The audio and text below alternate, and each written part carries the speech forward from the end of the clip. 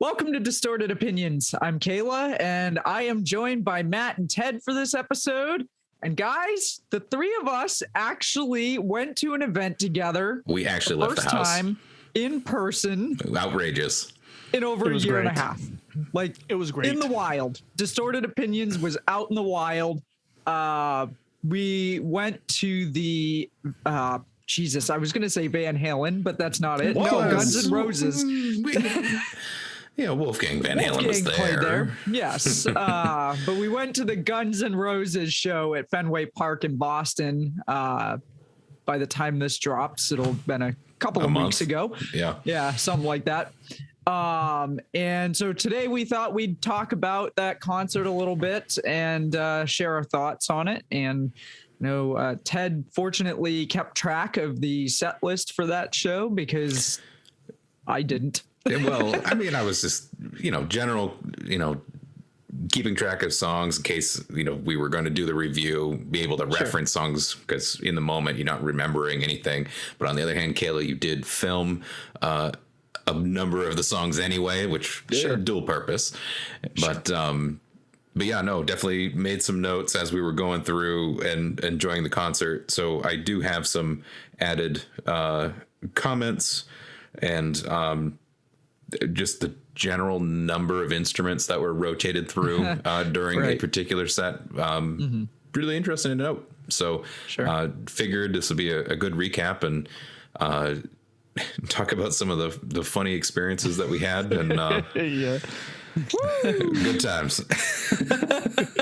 Anyway, so with that, definitely excited to finally get out of the house and make it to a show and to a bit of back history. Matt was able to come across some tickets from a friend of his that could no longer go to the show, needed to find somebody to fill the seats, and fortunate enough we were able to do that. And our friend Zach also joined us as the fourth ticket, and so shout out to Zach. He's also a listener of our show.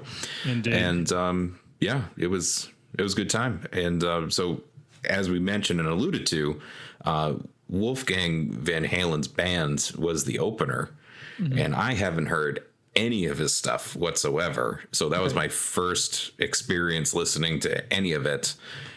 It was really rocking tunes. It definitely had a lot more good grooves, good rock. I don't know. It was good old rock and roll type of music that, it fit. It made sense that they were the opener for Guns N' Roses, given the style. The style. And so it was a complimenting opener, but definitely very impressed with the group, and definitely have to listen to more of their stuff because it was really good music. For sure. Yeah, I would agree. In case you're wondering what Wolfgang Van Halen's band is, the opener, his band is Mammoth WVH. So Mammoth Wolfgang Van Halen. Correct. Which debuted their album. Yeah, that's right. They played all the originals and it was really like 10 songs they opened with. Yeah. It was a pretty good set list. For sure. Very much so. Yeah, I'd only heard one of his songs. Actually, Mike Shue played it on the Pike, I don't know, a month or so ago. I think because the announcement was made that Mammoth was going to be opening for Guns N' Roses, and so he played a track, and I was actually pleasantly surprised. I mean, I don't know why I was surprised that I liked it. I feel like that shouldn't have been surprising, but it was very good. So I knew that it was going to be definitely a good show, getting to see him perform, and it was a good set. I would say probably a little bit different style, different style than his father's guitar playing, which a little bit, which, absolutely. Might be kind of surprising to some people. Cause I know I hear Eddie Van Halen's son and I expect that his guitar playing is for some reason going to sound. But he played bass with the band while they were on tour for 5 years. Right. So, I mean, you can certainly, again, be influenced by, your parents' song style, their style. Yeah. And definitely have an appreciation for it, but it doesn't have to.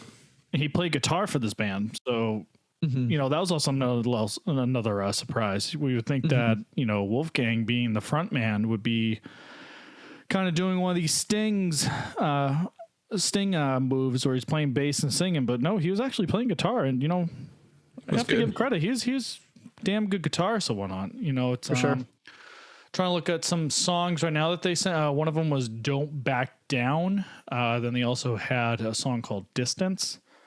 Again, obviously, you know, we were introduced to this full album, so we'll have to listen to it again. But definitely check it out on some of the I know the YouTube videos were blown up, you know, when we got home that night about, you know, the performance. So it just goes to show, you know, the type of etiquette and the you know, the experience of how those shows were.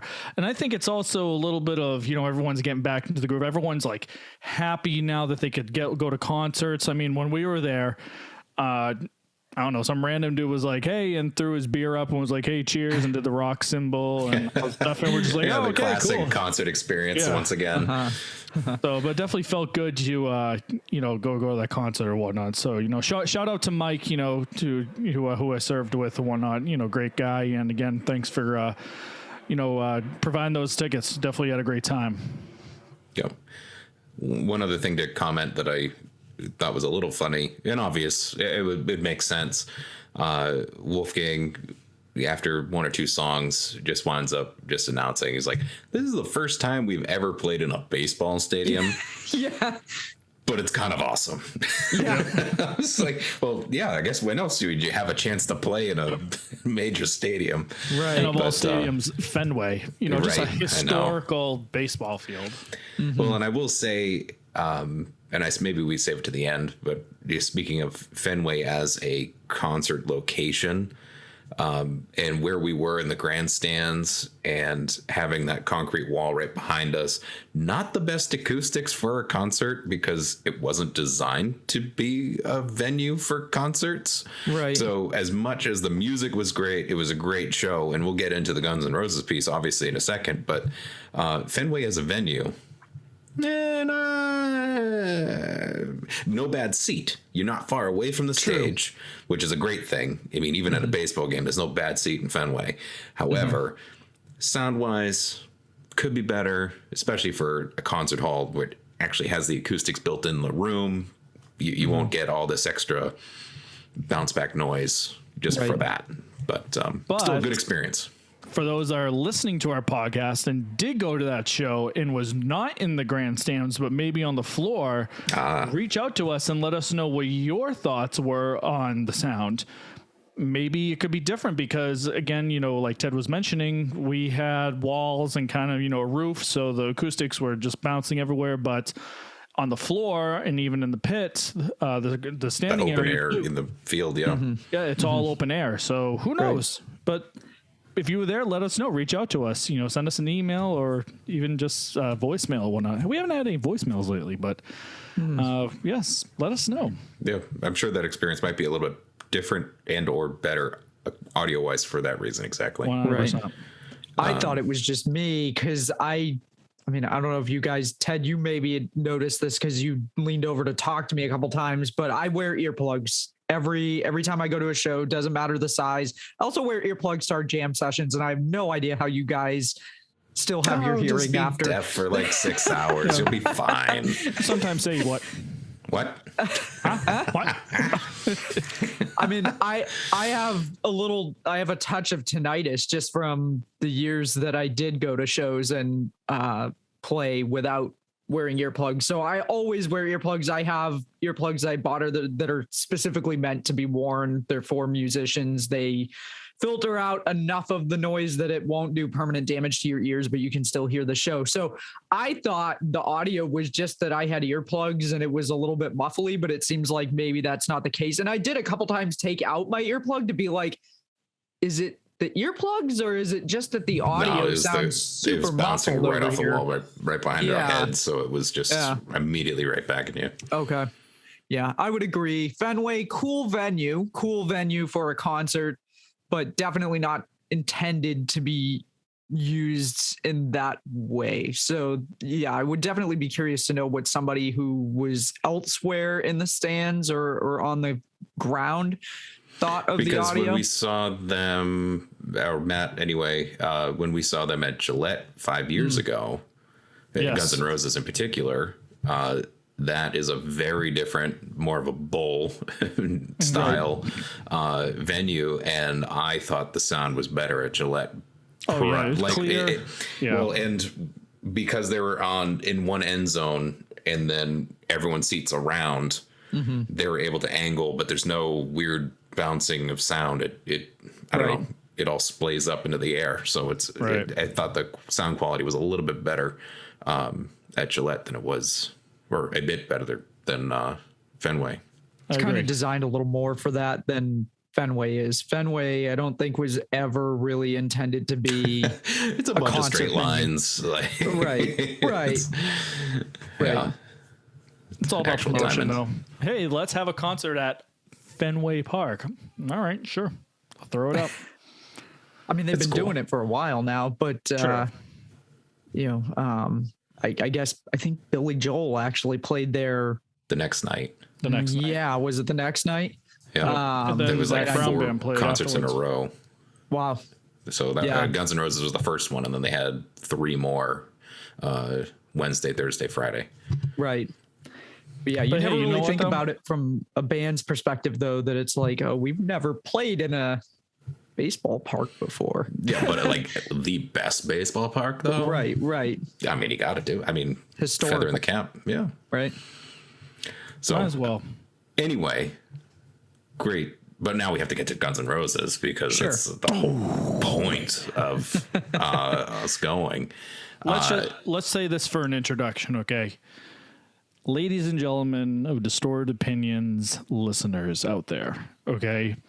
If you ever had doubts of Axl Rose and Guns N' Roses because of all the history, of him not showing up, them being late, breaking up, reforming with a crappy ass band, and then reforming with the actual original members, or at least most of the original members, get it all out of your system. Guns N' Roses is back, baby.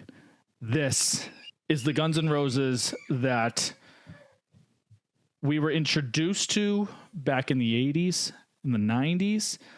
Now, I personally never saw them back then, but when I look at videos and when I look at, live concerts back then and compare it to now, not only has Axl Rose matured, but the one thing I want to say that the whole show is that the guy has my friggin' respect now, because the first thing he did, and actually every song that he's did, he pretty much thanked the crowd. He did like a bow and acknowledged the members. It wasn't so egotistical. It actually, like, you felt like he was actually really glad to be a part of his, his original band, like his baby. So if you have a chance to go see Guns N' Roses, guys, now's the time to do it. Now's the time to do it before they have like a farewell tour or something like that. Get your ass to a show, and I promise you, you're gonna love it. It's definitely up there, and it's classic. But had to throw that introduction out there because it's just, there's so much to talk about in this episode about that whole show. 100%. And it's really interesting that I didn't expect to see them again after we saw them 5 years ago. Yep. But now I can draw a correlation between what we saw 5 years ago versus this past week. Mm-hmm. And it is so different. I don't know. They've grown. Hard to say it. 5 years ago, they were just getting back on the tour train again. And they, Axl was a little overweight. And he was like changing shirts every 4 seconds because he was sweating right through them. And at the time, Gillette was probably, I don't know, like 8th or 9th start of their tour of that season. Mm-hmm. And I'm like, he was giving it a lot. And I'm like, he's not going to make it to the end of that tour if he doesn't slow down, or he's going to finish the tour and he's going to lose like 50 pounds because he's going to sweat it all out. And I'll tell you, seeing him this past week, 5 years later. He is like 30 pounds lighter. He's actually running around the stage like a maniac, like Matt referenced some of the older concerts and things that they used to do back in the day. And it was a bit tailored, refined, like they had a better plan. They didn't play super long. They didn't play every single one of their hits because they actually just toured fairly recently. So they didn't feel obligated to just constantly play all of the hits that they ever had. So they branched out. They played some covers. They played odds and ends as part of their set. So it was a bit more refined and very, I thought, overall more calculated in terms of being providing a successful show and a great experience.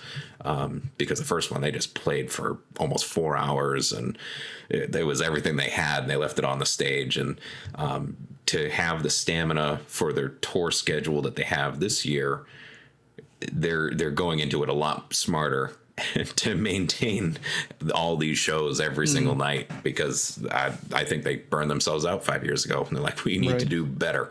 So again, now's the time to go see them, because I think between those two shows, it's definitely so much better in this tour anyway.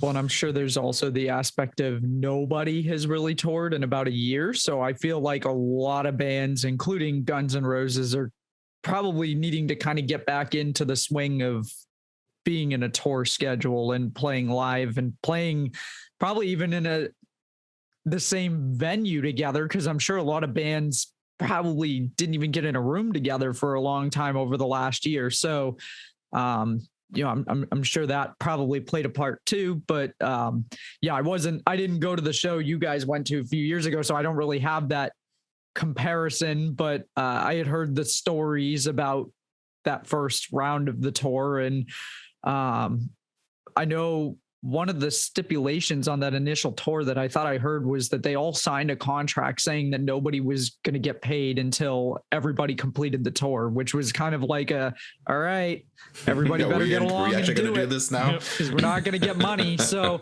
I'm kind of curious as to whether or not maybe that's the same thing. If that's the same kind of arrangement they have, or if they've all gotten kind of past their differences and now they're able to just tour and not have a safe haven contract they haven't placed just in case if Axl decide to act up again.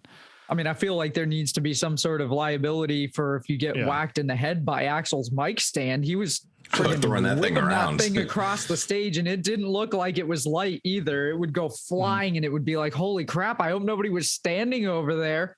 At one point, I saw some poor roadie have to come out onto the stage and grab it, move it out of the way after he winged it off to the side in that general direction. But it's the same. I think maybe even back in, it's like a signature mic stand has a steering wheel base. It's not normal. Yeah, it's not like your standard. It's a regular mic stand, but instead of the base of it that holds it down, it's just an actual steering wheel. I wonder how long he's had that. I feel like it's been around for a long time. But the show started off with "It's So Easy," like just a good opener tune, great track, got everybody pumped up. Right into Mr. Brownstone, kept on going. Then they did Chinese Democracy, Welcome to the Jungle. It's like all their major hits to prime the crowd up. And then they switched into a cover, and it was the Velvet Revolver cover. Oh yeah, Slither. Yeah, so that was an interesting switch, because 5 years ago they were only playing their hits, but now they're peppering in these covers. And awesome, the Velvet Revolver tune made the cut, and obviously Slash is there, so it's his song. But for those that don't know, Velvet Revolver, one, please fix yourself. Number two, Velvet Revolver is a super group that had Scott Weiland from SDP, and it had the guys from Guns N' Roses when they broke up and formed a super group. And then you had Slither, you had Fall to Pieces, Set Me Free, all that stuff. But yeah, Ted, that's a good point. It was definitely a good surprise when they played Slither. And yeah, again, Axl Rose did a great job with doing that cover, and it was definitely pumping. You could definitely feel that the energy definitely got up when they started playing, especially that opening riff. Mm-hmm. And one other part of it is that there were a couple of times where there was no clean break in between songs. Sometimes it just turned into a jam. And I'm like, this is either a jam or it's a new song that I'm not familiar with. Wait, is this a jam? Oh, wait, no, they looped it back around and now we're still finishing the song after like 8 minutes of like this guitar solo thing. Oh, okay. And here comes Axl in a new t-shirt at this point. Because he did change a bunch of t-shirts. Anyway, and then they'd finish that song and then it would be over. Like, oh, okay, actually had closure. But there was just a lot of that jamming in between of songs, which it was like, it was the gamble of new song, cover. Nope. Maybe. Well, and especially after, I mean, there was Rocket Queen. They did that in particular. They turned it to a jam and came back around. They did a cover, I Want to Be the Dog, which was another different tune. Stooges, I think. I think so. And then they played their new song, Absurd, which I thought was this crazy cover, but it's an original. But can we just talk about Absurd for a minute? Because it's exactly like the sounds are absurd. It is the most fitting title to a song. And I'm not sure I like the song because it's so freaking weird. I have opinions on that one. Supposedly, okay. Are they distorted opinions? It's a personal opinion. Oh, okay. So, you know, I was so if we could picture how we are in the stands, if we're looking at the stage, it was Zach, myself, Ted, and then Kayla. And when they started playing Absurd, Zach mentioned, oh, they're playing Silkworms. So Silkworms was an original song, you know, that they played back in 2001, I believe off of Chinese Democracy. That sounds about right. But with the new lineup, I never heard of it. Actually, I refuse to listen to the Chinese Democracy and pretend that it never existed, to be honest. Yeah, but when they started playing this song, I'm not gonna lie, I was like, what the hell is this? It was a mixture between like Limp Bizkit and Noise. With at least Limp Bizkit has good drums. Yeah, it was like Axl Rose rapping with like, yeah, with like. I can't even explain it, but obviously, you know, Slash's guitar work was great, but supposedly it's the new single now. And I tried listening to it. When they announced it was the new single, went back and forth between Silkworms and this song.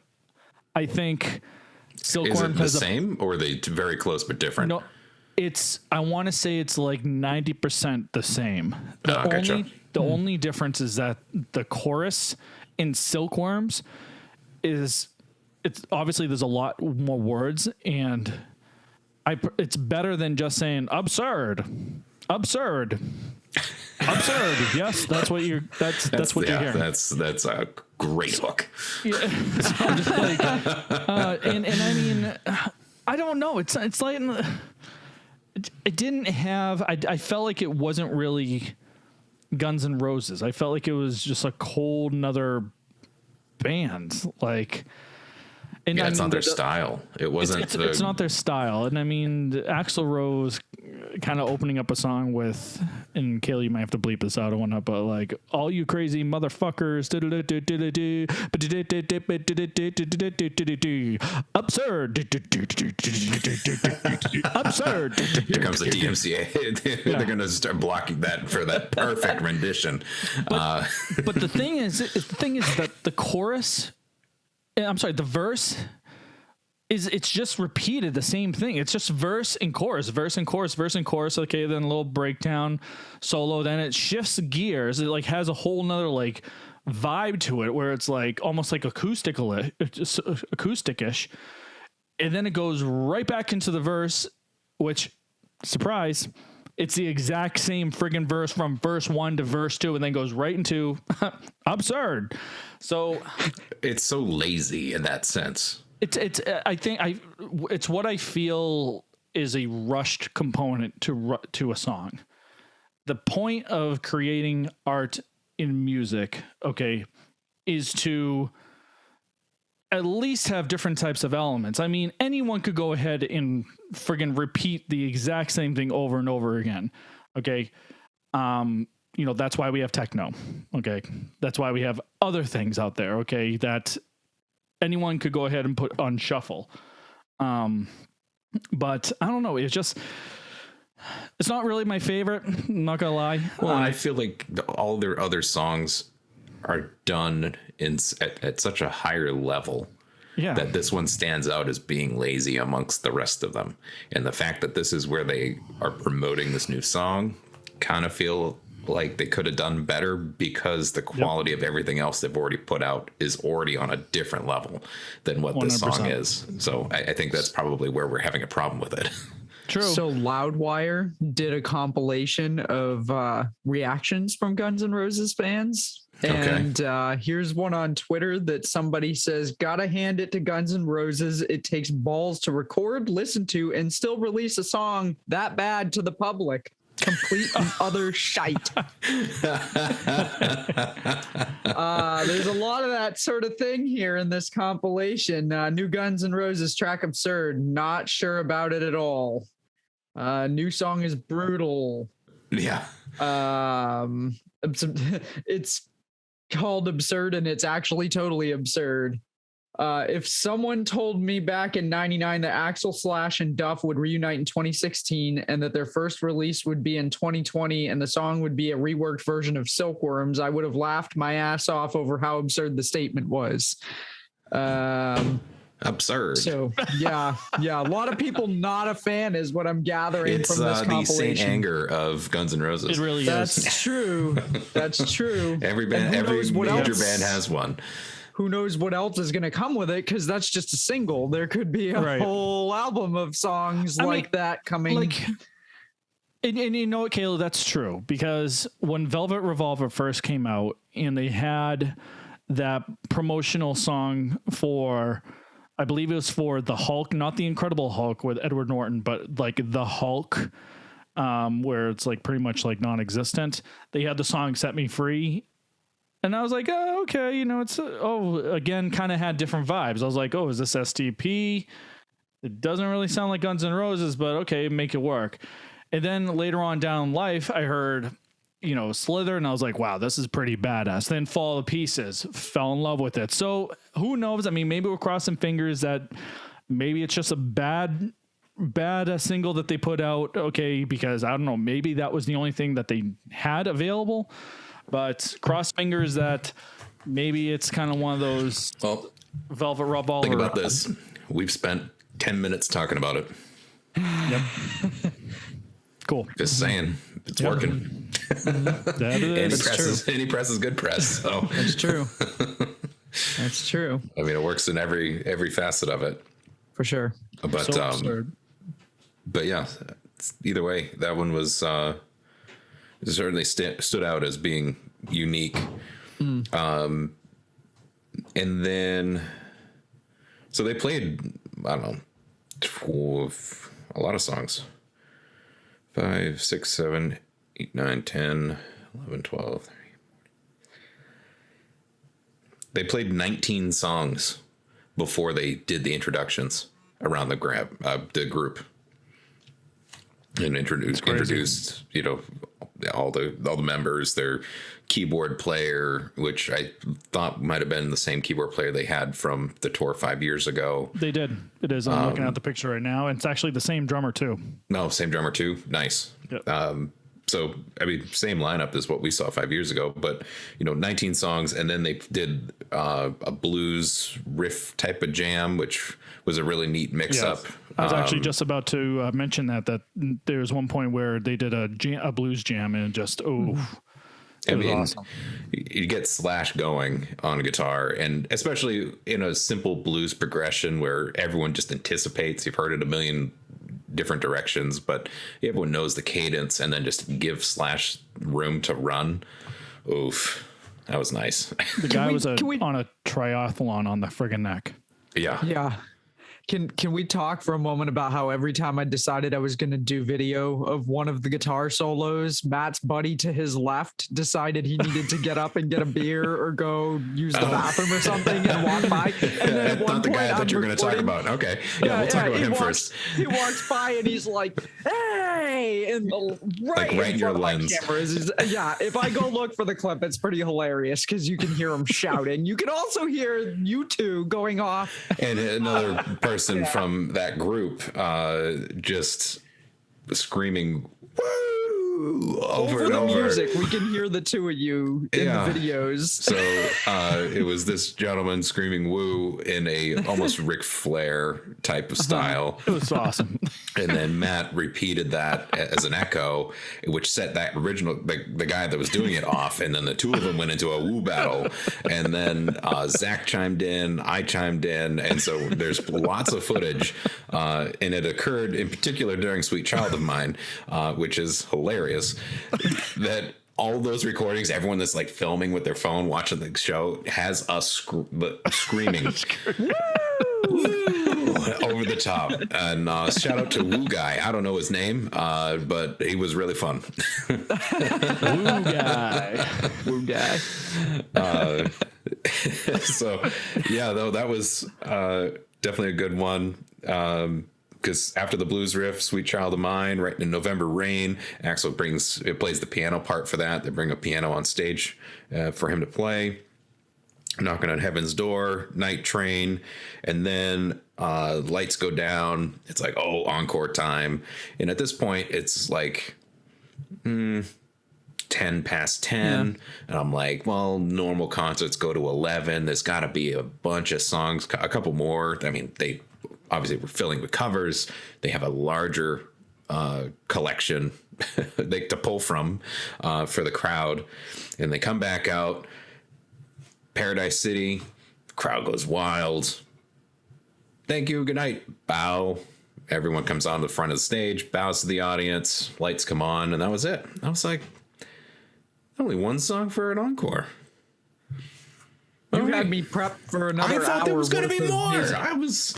The concert was over, man. 20 past 10. I was like, maybe it's a 10:30 court curfew. Like they didn't want to cut it too close. Like maybe Fenway different because it's open air versus an enclosed venue. But even then, I thought the noise ordinance was 11. So I don't know. Either way, only got one song in the encore. It was Paradise City. Love that song. But fantastic lineup. Did anyone notice that the bass player had a Prince logo on the bass itself? I did not purple. notice that. Yeah, it was right on the upper horn where the strap connects at the top. So the bass, Duff had a white kind of, not to say P bass, but kind of had a Fender bass body. And he had in purple just the Prince logo. Prince logo. Now, speaking of Duff, I don't recall, because I know this is probably going to be the next subject that we'll talk about, but Duff, I feel like, and I'm pretty confident that he played one bass throughout that whole set list. Yeah. While the other guys played multiple guitars. I'm pretty sure if he did switch, it was only once, and then it went right back to his white bass that he played the whole show. The second guitar player, mostly played a black hollow body Gibson, kind of 345 looking, and he switched maybe once or twice. Slash, on the other hand, he played 9 guitars, and let me tell you, he didn't. He played more than just a Les Paul. Mm-hmm. More than just a Les Paul. The man actually has diversity in his guitar playing. So he played 4 different Les Pauls, though, of the 9. Had a black one, a gold one, a sunburst, and a wood grain, which I mean, meant for certain songs, I guess. And then he had 2 BC Rich Warlock guitars. Which are like the That was badass surprising. looking. 2. He had it was a green one, and then there was a red one, which, I mean, they look awesome. But definitely different when you think Slash. You don't think BC Rich, but Right. Certainly an interesting style to play. He played a black Gibson Explorer, which was really nice. And then there were not 1, but 2 different double neck guitars. Yes. So the first double neck he played was for Civil War, and that one was like a 6-string acoustic and a 6-string electric. So it was like this combo hollow acoustic / electric double neck, which was very interesting. I believe it is a Guild. I'm looking it up now Oh, it's a because I Guild. meant to look it up earlier. It's a Guild Crossroads double neck, and let's see. I feel like the other one was it was definitely a Gibson ES. Looked like an SG. Yeah, the other one was the other double neck was looked like a Gibson SG style. The upper was a 12-string and the lower was a 6. And he played that second double neck on Knocking on Heaven's Door. So the Gibson double neck, which actually ironically you could buy one of those. It's actually a Slash signature. So the SG double neck that he played is a Gibson custom double neck 1966 EDS 1275. And guess how much this puppy is going for if you want to buy yourself one? $12,075. Nope, more. More. I was just kidding. $13,299. You weren't off by much. I figured I was outlandish. But yikes. Now, what's funny is actually I read, so, it's Slash is, the guy is just a genius at guitar. Okay. I have family and friends that think otherwise, but personally as a guitar player and also as a fan of his music, I mean, the guy is just great. And when he mentioned, I saw an article that he was coming out with this double neck, and they actually made it identical to the one that you could buy is identical to the one that he originally has.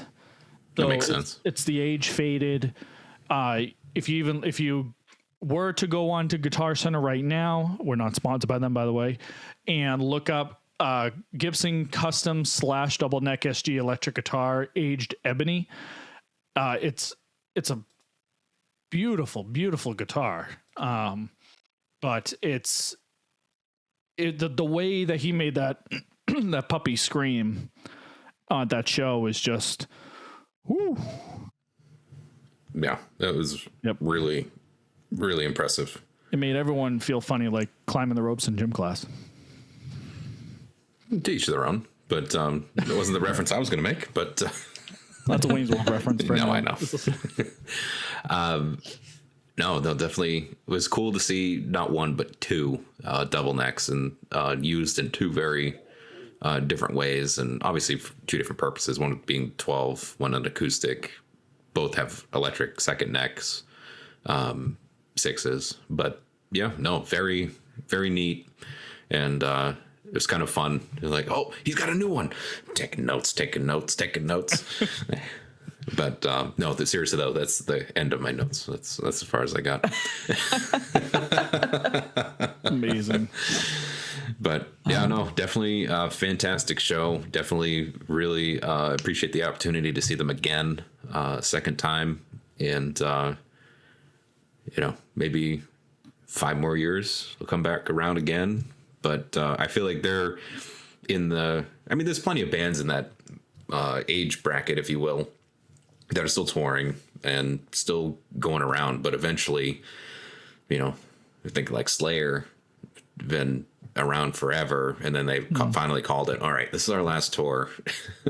Thanks for coming out. We need to live our lives and not be on the road so much. But I feel like Guns N' Roses is a little different. They took a lot of time off, and now they're coming back, and I don't know, but they're also getting older at the same time. Yeah, nothing will quite top Kiss with the how many times has Kiss gone on every farewell tour? Every tour is a farewell tour. Again? Like, I just don't even believe it with them anymore. But with other bands, I'm like, okay, this could be a last opportunity to see this band live, because they are getting into that point in their lives where you have to expect that not too much longer they're going to announce that they're not going to tour anymore. So I feel that way about Ozzy every time. Yeah. Ozzy's another one that's up there. He's been touring forever. Right. I've seen him 3 times. Mm-hmm. If he comes around again, I still would be inclined to go see him again, because it's Ozzy. Like, I've never seen him. I'd love to see him, but I've never seen him. You never went to an Ozfest or like any what? No. All right, so we took care of the Guns N' Roses show. All right, now the next one on the list, we're going to see Ozzy. I would love to see Ozzy. Yeah. No, definitely. Last time I saw him, he was playing with Stone Sour in Mansfield. But so a couple of facts, you guys. I'm ready. One,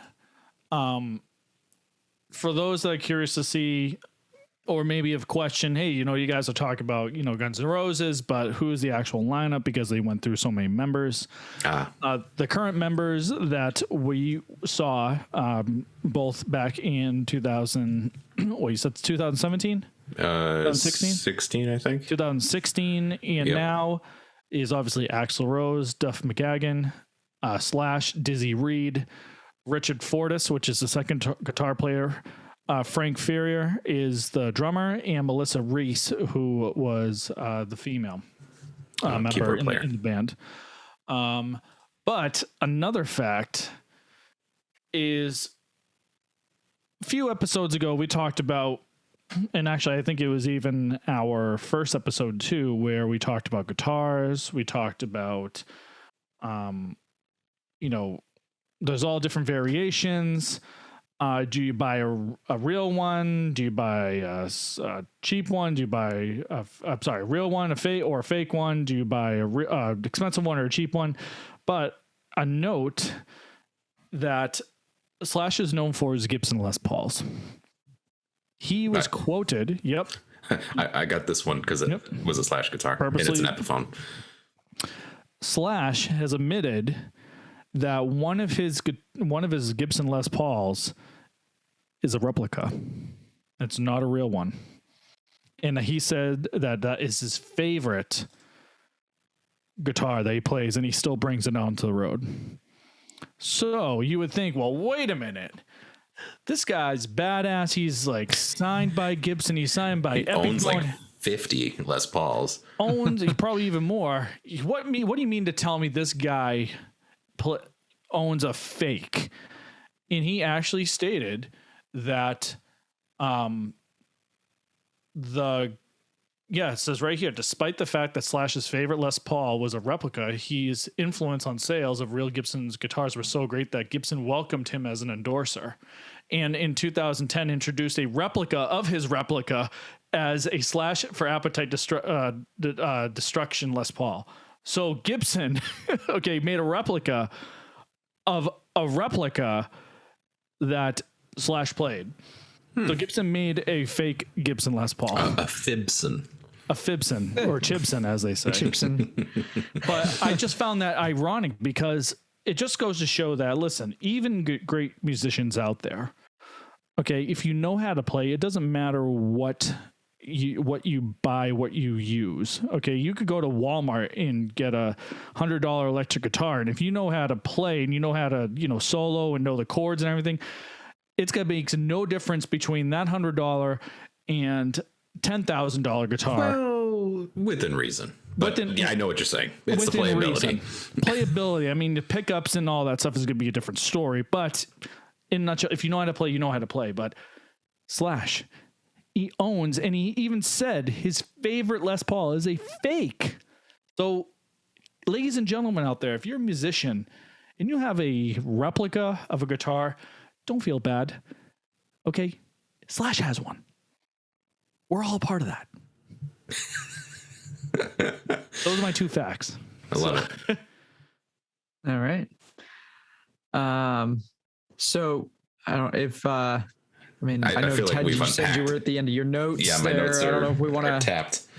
head into our song of the week picks, which I'm sure is everybody listening can probably imagine. Oh, we're going to be original. I can't even begin to imagine what band we might all pick for our song of the week. But if you guys want, I'll give the usual spiel and then we can get into that. So if you're new to the show, we have a Spotify Song of the Week playlist. We put the link to that in the description of every episode. We also put a scan code on the screen. If you're watching the video version, you can open up Spotify on your phone or mobile device and tap the camera in the search bar and hold your device up to the screen, and it will scan the code and take you to the playlist. We put all of our picks in their entirety onto the playlist, including our picks for this evening's show. So go check it out if you haven't listened already. With that, you guessed it, my pick's going to be Guns N' Roses. Surprise, surprise. And it's going to be Knocking on Heaven's Door off of their 4th studio album, Use Your Illusion 2, which came out in 1991. This is actually a cover of Bob Dylan's song that obviously was Knocking on Heaven's Door, written for the 1973 film Pat Garrett and Billy the Kid. The Guns N' Roses version was recorded for the film Days of Thunder, and the Guns N' Roses version features guest musicians The Waters on backing vocals. It's their 3rd and final to date #1 single, which, think about that for a second. And the lyrics, if you haven't heard the song, are pretty simple. They're mostly knock, knock, knocking on heaven's door. But there are 2 short verses that refer to the scene that the song was written for in Pat Garrett and Billy the Kid. And this is just, it's one of my favorite Guns N' Roses songs. I was pretty excited to see that they played this at the show, although I guess I shouldn't have been surprised that they played it. But it's a great tune overall. It's been covered many, many times, but I'm sure that pretty much every rock and roll, heavy metal music fan out there has probably heard the Guns N' Roses version. But if you haven't, go check out our playlist. We'll put it in there for this week. With that, I'm going to pass it over to who wants to take it. All right, I'll do Ted? it. Matt? All right. Ted, which one? Matt, go. Okay, I'll go. So the song of the week. Oh, I loved it. Woo! I love this song, and I had the Mr. Woo over here. Okay, 11-2. And actually, I even told this to Ted because I think it would have been perfect if they used it. It just would have been like the cherry on top. But my song of the week is also going to be off of Use Your Illusion 2, released in 91. I don't need your civil war. Oh, man, when we heard that song, it was just like, oh, just crush. I just want to crush the world because it's just amazing. All that Slash is playing, the beefiness of the guitar. And right when it goes into double time near the end of the song, it's just, man, I want to kick some ass. So, but this song... Turn into a wrestler real quick. Also, in case you're interested, that not only is this song featured on Use Your Illusion 2, but originally, ready, here we go, it was originally on a charity album called Nobody's Child, Romanian Angel Appeal. okay, that was released in July of 1990, which is a collaboration of all musician artists, okay, to benefit the Romanian orphans under the auspices of Romanian Angel Appeal Foundation. So, if you want to hear this song, also on a different album, check out Nobody's Child. And I was actually looking at this, and I mean, those are some like artists and whatnot. So, but anyway, so moving on, it was Civil War. I really wish they played this song in the movie Captain America: Civil War, because it just would have been like, bam, like that airport scene when they're going right head to head, and Spider-Man's like, oh hey, so, you know, they're not stopping, and he's like, neither are we. And bam, I don't need your Civil War, and they start kicking each other's asses. So, anyways, Civil War is gonna be my song of the week off of Use Your Illusions 2. Ted, what do you got? All right. Well, obviously, Guns N' Roses, right? But I am going to go with their closer of the concert, Paradise City. Yes. Appetite for Destruction came out in 87. This was their single off of that album in 1989. And it was number 5 on the Billboard Hot 100. In the third single to reach the top 10 in the US. I remember watching the music video for this particular song on MTV back in the day, and it starts out in black and white, and they're getting things plugged in, and they're in a stadium even back then. And I remember just watching that as a kid. I'm like, oh man, imagine being in the crowd. It's just like wall to wall people, like it's absolutely jam-packed stadium. And then fast forward like 25 years, and I'm actually there and doing it, and they're in a stadium, and 2 stadiums, because I got to see them twice. So really nostalgic in that sense, to have that tie and then experience it so much time later. But definitely a great tune. Slash stated that Paradise City is one of his favorite songs that the band has ever made. And another fun fact, Paradise City was also the band's show closing song for the Appetite for Destruction tour, Use Your Illusion tour, and Chinese Democracy tour. So it is their mainstay closer for all their tours. So not surprised, that's exactly what they did last week. So all Delicious. that said, Paradise City, man. Delicious. So good. Good choice. On that note, thank you everybody for tuning in, and our usual spiel that we do at the end of the show. If you've got an idea for a show topic, or if you'd like to be a guest, or something Ted and I were talking about that we did not mention to Matt, but I'm going to mention it because I don't think there's going to be any argument. Surprise! If you are a band that maybe has just released a new album and you would like us to listen to one of your tracks and maybe review / talk about it in a segment on this show, send it our way. There's a couple of ways you can reach out to us. You can leave us a voice message on our Anchor page at anchor.fm/distortedopinions. You can also find links to our social media platforms while you're there, as well as a partial list of where the show is available in audio only format. Just search for Distorted Opinions on your favorite podcast platform. You'll probably find us. You can also find us on YouTube by searching for Distorted Opinions, and make sure to subscribe to our channel because we want to get at least 100 subscribers so we can get a nice new custom URL. You can also send us. That's right. You can also send us an email at distortedopinionshow@gmail.com. Leave us a comment on social media. We're pretty responsive no matter how you choose to reach out to us, but let us know if you've got any ideas or suggestions, or want to be on a show, or want us to review one of your songs if you're a band. And on that note, and or again, if you it's want not us, even a band. If you just created a song, a musician, just a general musician, let's not put the stipulation if you have an album. Yes, sorry. If you just wrote a song, reach out to it. We'll happily take a listen, and we'll promote it on, and give feedback on our show as whatever it happens to be. So I like it. Let's do it. Send us your stuff. That's right. We want your stuff. Your music. We want your music. I want your stuff. Thank you very much for tuning in, and we look forward to bringing you a new show next week. We'll see you then. Woo! Woo! Woo!